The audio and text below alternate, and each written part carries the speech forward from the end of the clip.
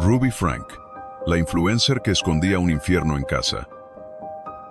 Nadie lo esperaba, pero fue un niño descalzo, con las muñecas marcadas y el estómago vacío, quien reveló lo que tantos años se ocultó entre paredes limpias y sonrisas forzadas.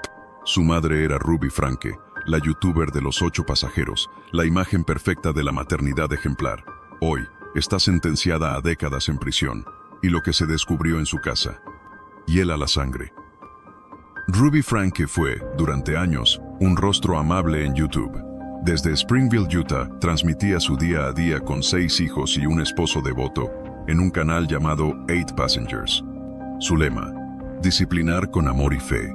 Su misión, según decía, era compartir los valores de su fe mormona a través del ejemplo familiar. Con millones de seguidores y cifras astronómicas de ingresos, se convirtió en una referencia del family blogging, pero la realidad era otra. Tras las cámaras, la imagen de madre estricta se transformaba en una figura controladora, rígida, capaz de exponer públicamente a sus hijos por no obedecer órdenes simples. Los castigos, que inicialmente parecían polémicos, empezaron a levantar sospechas. Niños sin comida por olvidar el almuerzo, castigos de meses por mal comportamiento, humillaciones constantes. Todo eso documentado en videos que aún hoy circulan en Internet. La audiencia, que en un principio la admiraba, comenzó a dividirse. Mientras algunos justificaban sus métodos como parte de una crianza valiente, otros empezaron a notar algo más oscuro. Cada grabación tenía una sensación forzada, un guión mal disimulado, una incomodidad evidente en las miradas de los niños. Pero el carisma y la fe de Ruby lograban mantener las críticas a raya, hasta que ya no pudo esconderse más. El 30 de agosto del año 2023, su hijo menor escapó por una ventana, llegó como pudo a casa de un vecino y pidió ayuda. Estaba desnutrido, con heridas visibles, y dijo que su hermana pequeña seguía dentro. Lo que la policía encontró esa noche en la casa de Ruby y su socia Jody Hildebrandt destrozó el relato de la familia perfecta. Desde ese momento, la historia dio un giro irreversible. Bienvenidos a Infrarrojos Criminales. Aquí los casos no se cuentan, se revelan. La fachada perfecta.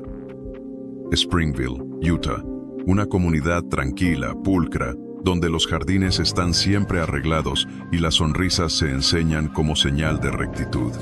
Pero también un lugar profundamente marcado por la religión mormona, donde la perfección no es solo un ideal, es casi una exigencia. En ese contexto nació y creció Ruby Franke, madre devota, esposa leal y, pronto, estrella de Internet. Fue en el año 2015 cuando decidió abrir su canal de YouTube, 8 Passengers. El nombre hacía referencia a los 8 miembros de su familia: Ruby, su esposo Kevin y sus 6 hijos. El contenido era aparentemente inofensivo. Blogs diarios de la rutina familiar, almuerzos escolares, tareas domésticas, castigos moderados. Nada parecía fuera de lugar, salvo por una pequeña incomodidad difícil de nombrar. El canal creció con rapidez. Ruby se mostraba sonriente, ordenada, firme. Hablaba de disciplina, de fe, de valores. Para muchos, era la madre ideal. Pero su esposo Kevin, en los primeros videos, aparecía nervioso, descolocado, casi como un invitado en su propia casa. Con el tiempo fue adoptando un papel más cómodo, pero nunca logró el carisma de su esposa. Los hijos, por su parte, comenzaron siendo niños naturales, espontáneos, pero con el paso de los años, sus miradas se fueron apagando. Las cámaras estaban presentes en todo momento, al despertarse, en la hora del castigo, durante conversaciones privadas. Los seguidores más atentos empezaron a notar que algo no cuadraba. Todo era demasiado ordenado, demasiado correcto. Pronto se supo que 8 Passengers LLC era una empresa familiar. Los hijos estaban registrados como colaboradores. Ruby y Kevin cobraban cifras millonarias gracias a sus videos, pero apenas repartían una mínima parte entre sus propios hijos. De hecho, Ruby solía recordarles en cámara que su participación valía apenas $10 por video, y eso si se portaban bien. Las contradicciones se acumulaban. Ruby hablaba de amor pero gritaba. Decía proteger a sus hijos, pero los exponía al escarnio público. Sus enseñanzas sobre la fe eran utilizadas para justificar castigos cada vez más estrictos. Pero en una comunidad donde la imagen lo era todo, pocos se atrevían a señalar lo evidente. Y mientras el canal seguía creciendo, el infierno se cocinaba a puerta cerrada. Suscríbete si quieres descubrir lo que se oculta detrás de las pantallas. El comienzo del control absoluto. Fue en el año 2019 cuando Ruby Frank decidió pedir ayuda. Su hijo mayor, Chad, comenzaba a mostrar signos de rebeldía. No quería grabar más videos, evitaba las cámaras y respondía con ironía a las órdenes de su madre. Para Ruby, esto no era solo una fase adolescente, era una amenaza directa a su autoridad y a su imperio digital. Así llegó Jodi Hildebrandt a la vida de los Franke. Se presentaba como una terapeuta con un enfoque radical en valores y disciplina. Su filosofía, la verdad ante todo, incluso si duele. Ruby la vio como una enviada, una guía, alguien que podía poner orden donde sus métodos ya no alcanzaban. Las sesiones comenzaron siendo virtuales, pero pronto, Jodi se convirtió en presencia habitual. Empezó a influir en las decisiones domésticas, en los castigos, en la forma en que Ruby entendía la maternidad. El hogar se transformó en una sala de terapia constante, donde la obediencia era premiada y la disidencia castigada sin compasión. Chad fue el primero en sufrir las consecuencias. Dormía solo, en el sótano, sobre un cojín, durante meses. Se le prohibía asistir a fiestas, recibir regalos o compartir mesa con sus hermanos. Todo era documentado. Ruby hablaba de enseñarle una lección, de formar su carácter, pero en el fondo era una forma de quebrarlo. Jodi reforzaba esa idea con discursos severos, casi fanáticos. Para ella, cualquier falta de obediencia era una señal de corrupción moral. Según su criterio, los hijos no eran individuos en formación, sino criaturas manchadas por la debilidad que debían ser purificadas. Las hijas mayores comenzaron a preocuparse. Shari, la primogénita, notaba un ambiente cada vez más hostil en casa. Intentó hablar con su madre, quiso frenar la espiral, pero Ruby ya no era la misma, solo escuchaba a Jodi. La familia comenzó a fracturarse. Kevin, el esposo, parecía cada vez más ausente, y la audiencia seguía mirando. Algunos notaban lo extraño, lo cruel. Comentarios preocupados comenzaban a aparecer, pero la mayoría aún veía a Ruby como una madre estricta, no como una mujer al borde del colapso. Las plataformas tampoco actuaron. YouTube mantuvo el canal activo. Las visualizaciones crecían, y mientras tanto, dentro de casa, el control se volvía absoluto. Radicalización y aislamiento. Cuando Ruby se convenció de que su hijo Chad estaba contaminado por la rebeldía, redobló sus métodos. Ya no bastaba con castigos. Ahora todo debía ser corregido espiritualmente. Y para eso, Jodi Hildebrandt era la única voz autorizada. En ese punto, lo que era una familia funcional en apariencia, se convirtió en un sistema cerrado, impenetrable. Ruby empezó a aplicar las enseñanzas de Jodi como dogmas. Las emociones eran vistas como señales de debilidad, el sufrimiento como vía de redención y el dolor como método de corrección. Poco a poco, dejó de confiar en su entorno, en sus padres, en sus hermanas, en sus hijos mayores. Solo Jodi era confiable, solo ella hablaba con la verdad. Fue entonces cuando decidió mudarse a la casa de su mentora. Se instaló en la habitación de Shari, su hija mayor, como si el vínculo materno ya no importara. Desde ese momento, los dos hijos pequeños quedaron totalmente aislados. No iban a la escuela, no tenían contacto con nadie fuera de ese mundo cerrado. No había amigos, no había juegos, solo normas, reglas y castigos. El canal familiar dejó de existir. En su lugar, nació Moms of Truth, un espacio aún más rígido, donde Ruby y Jodi difundían sus ideas con una frialdad escalofriante. Hablaban de obediencia absoluta, de valores, de moral, pero lo que transmitían era control, miedo y fanatismo. En uno de los videos, Ruby afirma con orgullo: "Amo más los principios que a mis hijos". En otro, defiende castigos físicos y humillaciones como herramientas para salvar almas. Todo estaba grabado, todo se publicaba, y sin embargo, la censura nunca llegó. Mientras tanto, los vecinos comenzaron a notar lo que pasaba. Los niños ya no salían al jardín. La casa estaba siempre en penumbra. Ruby apenas aparecía. Cuando lo hacía, era para salir rumbo a casa de Jody. A veces, según testimonios, dejaba a sus hijos solos durante días. Shari, la hija mayor, intentó intervenir. Alertó a las autoridades, pero sin pruebas físicas, la denuncia fue desestimada. Legalmente, no se podía hacer nada, y esa decisión pudo haber costado la vida de 2 niños. El aislamiento se convirtió en encierro, la educación en adoctrinamiento, y la maternidad en un régimen de control extremo. Lo que un día fue un canal familiar, ahora ocultaba un infierno cuidadosamente editado. El día que todo estalló. Era una mañana calurosa de agosto. En una zona residencial de Evans, Utah, un niño de 12 años corría descalzo, con el rostro pálido y heridas visibles en brazos y muñecas. Golpeó la puerta de un vecino con desesperación. No pedía ayuda para él, pedía ayuda para su hermana pequeña, que aún estaba encerrada. Tenía miedo, tenía hambre, tenía marcas. Tenía la mirada de alguien que ha vivido demasiado para su edad. El vecino no dudó. Llamó al número de emergencias mientras intentaba calmar al niño. En la grabación, que luego sería clave en el juicio, se oye cómo el hombre rompe a llorar al describir el estado del menor.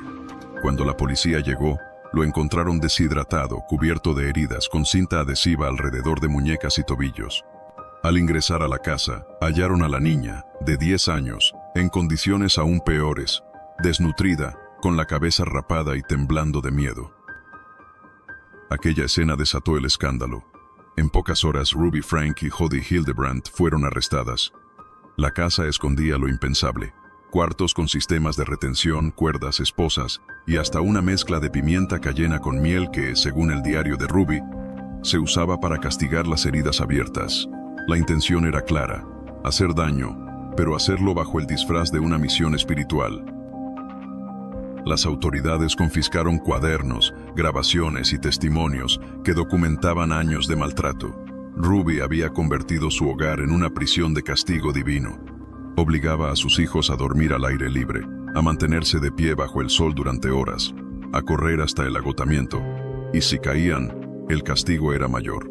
El diario personal reveló frases como: "El país entero quedó en shock. La madre influencer que enseñaba recetas y consejos de crianza en YouTube resultó ser el epicentro de uno de los casos de abuso infantil más atroces en la historia reciente". La audiencia, que por años la había seguido, no sabía cómo reaccionar. Los comentarios se llenaron de rabia, culpa y confusión. Nadie entendía cómo el algoritmo pudo promover tanto horror durante tanto tiempo. Y sin embargo, Ruby no mostró arrepentimiento. Solo decía que estaba haciendo lo correcto, que estaba obedeciendo una misión. El juicio del siglo y las heridas abiertas. La sala estaba en silencio absoluto cuando Ruby Franke y Jody Hildebrandt hicieron su entrada, esposadas, con la misma expresión con la que durante años miraron a la cámara, convencidas de tener la razón. No lloraban, no pedían perdón, solo hablaban de principios, moral y obediencia divina. Para muchos fue un espectáculo grotesco, para otros, una advertencia del poder de la manipulación espiritual. El juicio reveló lo que el canal 8 Passengers jamás mostró. Fueron presentadas más de 1000 horas de grabaciones privadas, diarios, testimonios de vecinos y peritos psicológicos. Se detallaron los castigos físicos sistemáticos, la privación de comida, los encierros prolongados, la humillación diaria, los discursos de culpa y fuego eterno. Los fiscales fueron tajantes. Ruby y Jody habían creado un sistema de adoctrinamiento basado en el miedo. No se trataba solo de castigos físicos. Se trataba de anular la voluntad de los menores, de despersonalizarlos hasta que obedecieran sin dudar. Los testimonios de los hijos mayores, especialmente Chad y Shari, estremecieron al jurado.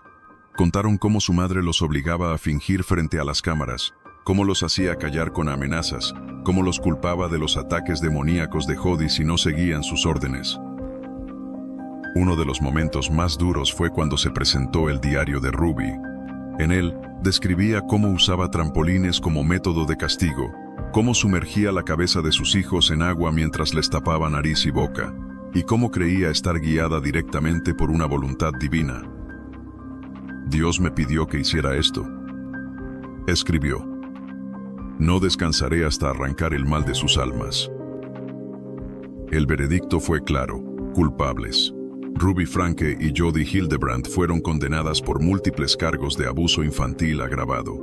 La sentencia, entre 4 y 30 años de prisión para cada una, con posibilidad de cadena perpetua según los informes posteriores. Pero para muchos, ni siquiera esa condena fue suficiente. Las heridas físicas sanarían con el tiempo, pero las emocionales, esas no tienen calendario. Los hijos menores fueron puestos bajo cuidado terapéutico intensivo. La fiscalía pidió protección legal para impedir futuros contactos con sus madres. Ruby nunca pidió perdón. Jodi tampoco. Para ellas el juicio fue una persecución por su fe. Para los demás, fue una de las caídas más abismales jamás vistas en YouTube. Consecuencias y ecos del infierno. Mientras las puertas de la cárcel se cerraban detrás de Ruby Franke y Jodi Hildebrandt, el mundo fuera comenzaba a procesar el daño. Los medios, las redes sociales y la propia comunidad de Utah se dividieron entre el shock, la indignación y el silencio incómodo, porque esta historia no solo expuso a dos mujeres trastornadas, también destapó la complicidad pasiva de miles de espectadores y plataformas que eligieron no mirar. La marca 8 Passengers, que alguna vez fue símbolo de la familia ideal, desapareció por completo. Los videos fueron eliminados, las cuentas cerradas, los contratos cancelados. Pero la huella emocional en los hijos, en especial en los menores, no se borra con clics. No solo por lo vivido, sino por el mensaje que recibieron, que nadie los ayudó a tiempo. Chad, el hijo que más había resistido la opresión, comenzó a dar entrevistas selectivas. Confirmó que durante años fueron tratados como soldados de una causa que no entendían, que debían sonreír aunque sintieran miedo, que fingir frente a millones se volvió más fácil que hablar con su madre. Su hermana Shari, la primera en romper el pacto de silencio familiar, fue reconocida públicamente como una voz de resistencia. Gracias a ella y a su insistencia, las autoridades reabrieron el caso cuando aún no había pruebas suficientes. Los vecinos que sabían y callaron, los seguidores que normalizaron los castigos, los anunciantes que mantuvieron sus contratos, todos quedaron retratados en este colapso. No fue solo la caída de dos mujeres, fue el derrumbe de una cultura de perfección impuesta, de apariencias sostenidas a costa del dolor real. En redes surgió un movimiento espontáneo, Nunca Más un 8, impulsado por exseguidores que exigían mayor regulación del contenido familiar en plataformas. Los niños no son entretenimiento, repetían. Pero incluso con las condenas y los discursos de reparación, el eco del infierno no cesa. Ruby aún tiene defensores. Hay quienes creen que fue manipulada por Jodi, o que sus métodos eran disciplinarios, no abusivos. Son los mismos que justifican lo injustificable. La imagen de Ruby Frank tras las rejas no transmite arrepentimiento. Tampoco la de Jodi Hildebrandt. Sus rostros serenos y fríos no reflejan el infierno que dejaron atrás, pero sus hijos sí. Ellos son la verdadera prueba de lo que ocurrió. Miradas perdidas, gestos rotos, testimonios que estremecen. No hay redención posible que devuelva lo que se quebró. En los últimos meses, las instituciones han intentado presentarse como parte de la solución. Sin embargo, muchos se preguntan, ¿dónde estaban cuando los niños dormían atados, desnutridos y temerosos en una casa vigilada por cámaras? ¿Cuántas denuncias se ignoraron? ¿Cuántos algoritmos premiaron el contenido mientras en la vida real se gestaba un cautiverio emocional? Los más pequeños fueron reubicados bajo custodia estatal y posteriormente entregados a familiares cercanos. Hay apoyo psicológico, seguimiento, terapias, pero el daño tiene raíces profundas. Algunos de ellos aún tienen pesadillas, otros apenas hablan. Uno de los más jóvenes dibuja murallas y candados en cada hoja que le entregan. La comunidad mormona, donde alguna vez fueron ejemplo, permanece dividida. Algunos líderes evitan pronunciarse. Otros insisten en que lo ocurrido es una desviación individual, no un reflejo del sistema. Pero las preguntas siguen ahí. ¿Cómo pudo mantenerse una estructura de poder tan opresiva en nombre de la fe, del deber, del amor maternal? Shari, la hija mayor, ha pedido respeto y distancia para sus hermanos menores. No busca fama, solo verdad.